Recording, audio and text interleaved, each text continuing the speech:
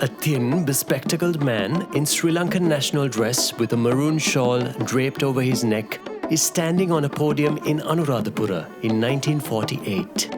He addresses the crowd with a fiery passion. A tremendous social revolution, shattering all conventions, will overtake the country over the next 5 years. The common man's day has dawned, and people are demanding clothing, food, and land. Unless the government acts, there would be a revolution. If the nation's leaders are not prepared to do their duty by the people, they should get out.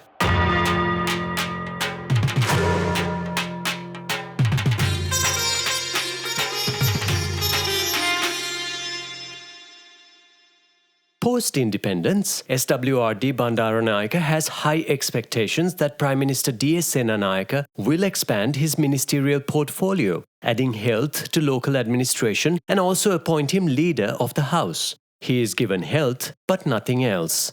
Clearly the PM wants to check his ego. SWRD goes back to his old ways, launching scathing attacks on the government that he is a part of.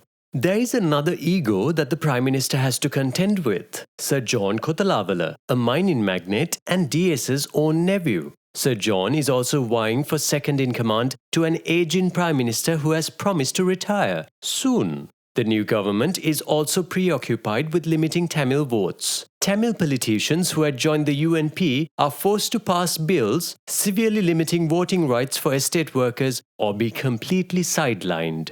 Meanwhile, the nation simmers with exasperation. The ministers had throughout the 1940s engaged in development programs, including matters of health, literacy, education, and land reform. But people were still fairly alienated from their government. They could not really communicate with the brown men in Western dress who had replaced the white men. There was almost no ability to even translate correspondence in Sinhala and Tamil, and native language speakers are effectively excluded from politics. Now, SWRD had been since the 1930s encouraging the active development of village committees, staffed with local Ayurveda physicians, school teachers, bhikkhus, that is Buddhist monks, and other village elites. He sees the gap that has formed between government and the people. Minister of Finance J.R. Jayawardena wants to make his first budget speech in Sinhala. This would not happen for 3 years. It would be this frustrating delay that causes JR to be the first politician to demand that Sinhala be the sole official language. DS needs to find a solution to this. DS buys time. He does not pay much attention to the bhikkhus who asked for more prominence to be given to Sinhala and Buddhism in national affairs. Meanwhile, SWRD as Minister of Health cannot seem to win over the Ayurveda physicians. He is in a position to enhance their legitimate status as medical practitioners, but is mindful of ridicule from Western-trained doctors and the press. He achieves very little. SWRD is not getting along with Sir John either, or anyone in the government for that matter. He turns his attention to the ailing Sabha, proposing their resolutions to the UNP to drive greater support for Sinhala language, indigenous medicine and Buddhism. The UNP lashes out at the Sabha, forbidding any further proposals. SWRD is in a familiar place, frustrated with lofty ideals and real power just out of his reach. But he continues to do nothing for some months. The Sabha is impatient with him. UNP leadership wonder why he still hangs around. The press vilifies him for his indecisiveness.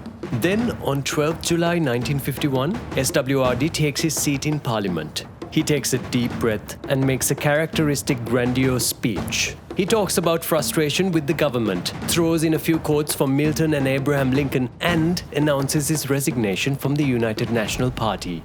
After crossing the floor of the House, he waits for other Sabha members to join him, but not a soul follows for 48 hours. He makes a series of panicked phone calls, and then a few MPs join him.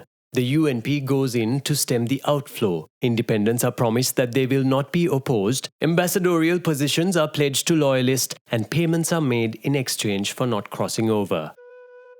2 months later, SWRD forms a party of his own. September 1951. Bandaranayake inaugurates a new Social Democratic Party movement, the Sri Lanka Freedom Party or SLFP. He paints D.S. Senanayake and his compatriots as a group of self-serving conservatives and insists that the SLFP will stand for true freedom for all and expand social equity for the entire country. He shows up in town after town, village after village in an old Austin, sits among people and communes with them in stark contrast to UNP politicians. But Bandaranaike's power of follow-through is limited. Nothing much happens after his visits, not even the signboards for the SLFP party officers stay up.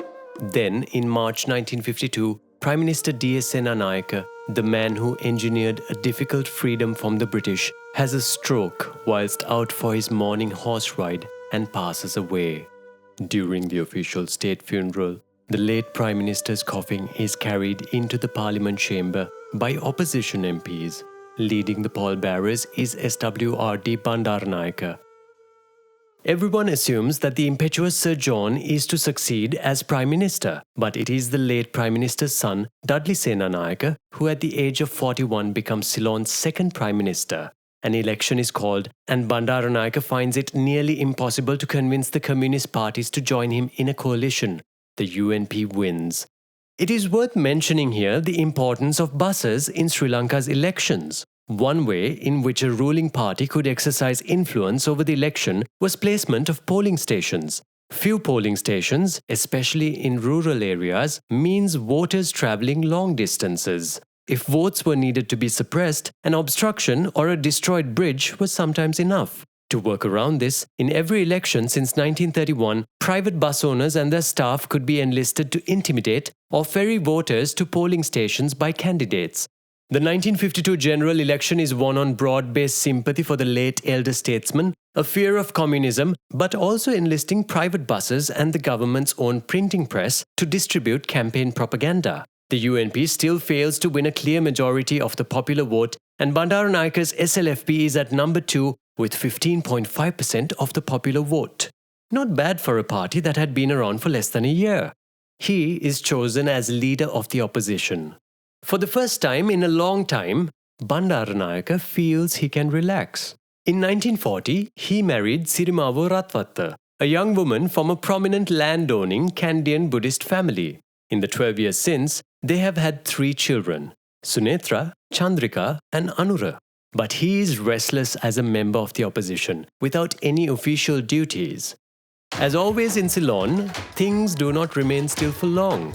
Several groups who are marginalized by English as the official language start calling on the government openly.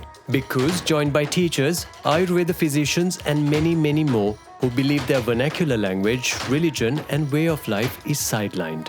Those educated in vernacular languages, Sinhala and Tamil teachers and Ayurvedic doctors are seriously disadvantaged relative to their English-speaking counterparts, facing high levels of unemployment and high inequity in pay. But they would have to wait. In 1953, world prices for many of Ceylon's exports take a hit. The state has been steadily increasing expenditure on free education, expansion of the health service, and especially on a rice subsidy. Taxes are limited and poorly collected when levied. The government, facing a massive deficit, instead of increasing taxes, chooses to axe the rice subsidy in one go. This is a fatal blow. The left movement rallies together the working class. 200,000 people gather on Galle Green. The Varjanaya or Hartal of 12th and 13th August 1953 is meant to be mass display of civil disobedience in the western part of the country and coastal areas. But it ends in unforgettable bloodshed. The state unleashes brutal violence on its citizens, resulting in at least 20 deaths and nearly 200 injured. The LSSP does not envisage such a tragedy, and the Hartal goes on to be a pivotal event in the turning point for leftist movements in the country. Bandaranaike tears the government apart for violence against its citizens. A traumatized Prime Minister Dudley Senanayake retreats with a stomach illness and never fully recovers. He resigns in October 1953. He is succeeded by his first cousin, Sir John Kotalavala, a fun-loving playboy with a bevy of older female admirers, usually clad in purple. For its lack of meritocracy, the UNP is quickly ridiculed as the uncle-nephew party. Soon, the group whose nationalist cause has been growing in fits and starts takes serious motion. It is the younger bhikkhus with attachment to local Buddhist colleges or Pirivenas with their broad-based power across the country who are most vocal. Then a document comes out, The Betrayal of Buddhism, and it changes everything. The call strengthens from inclusion of vernacular languages to Sinhala only. SWRD is on the fence. He still wants parity for both Sinhala and Tamil, but it is a risky bet as a sweeping anti-Tamil, anti-English feeling takes hold. He takes one final leap over the edge. By September 1955, the Sri Lanka Freedom Party endorses the official vernacular languages position. In reality, the SLFP's proposal gives Tamil and Sinhala equal prominence. The north and eastern provinces would continue to be much more prominently Tamil. But this is soon forgotten by Bandaranaike as the fervour takes hold and in public he dials up the pro-Sinhala rhetoric. It is Sinhala only that is remembered as the clarion call of the campaign. An election is called. The SLFP joins the communist parties and calls themselves the Mahajana Eksat Peramuna or MEP, and they are pitted against the UNP in a serious fight that Bandaranaike is not prepared for. But thousands of bhikkhus are campaigning against the Western, sinful Kotalavala and by default on SWRD's behalf.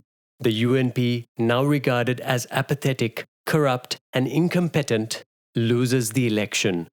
And so, riding on a wave of communal feeling and Sinhala Buddhist superiority, SWRD takes oaths as the nation's fourth Prime Minister. But watching ambitiously from the sidelines are the bhikkhus who helped put him there. Catch us next week on Patta History as we take the last tragic leg in SWRD's journey. A special thanks to our Patreon members for their continued support. To learn more about the benefits of Patreon membership, click on the link in our description box.